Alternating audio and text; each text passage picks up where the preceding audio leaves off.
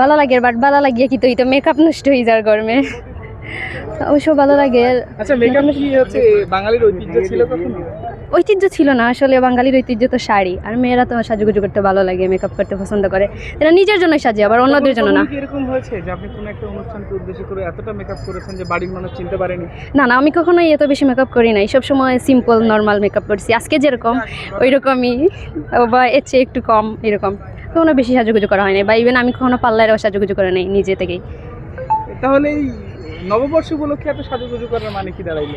এই যে নিজেকে নিজে দেখলাম, ভালো লাগলো, ফটোশ্যুট করলাম, এগুলোই, এছাড়া আর কিছু না। অন্য কোনো উদ্দেশ্য না? অন্য কোনো উদ্দেশ্য না ভাই, অন্য কোনো উদ্দেশ্য হলে দেখতে পেতেন, অন্য কোনো উদ্দেশ্য না, নিজের জন্য সব কিছু। তো ক্যাম্পাসটা অনেক সুন্দর, মানে অনেক সুন্দর সুন্দর জায়গা আছে পিক তোলার জন্য, মূলত এইগুলো, এছাড়া আর কিছুই না ভাইয়া। তাহলে কেমন লাগছে আজকে আপনার? হ্যাঁ অনেক ভালো লাগছে, বাট গরম লাগতেছে অনেক বেশি। Thank you.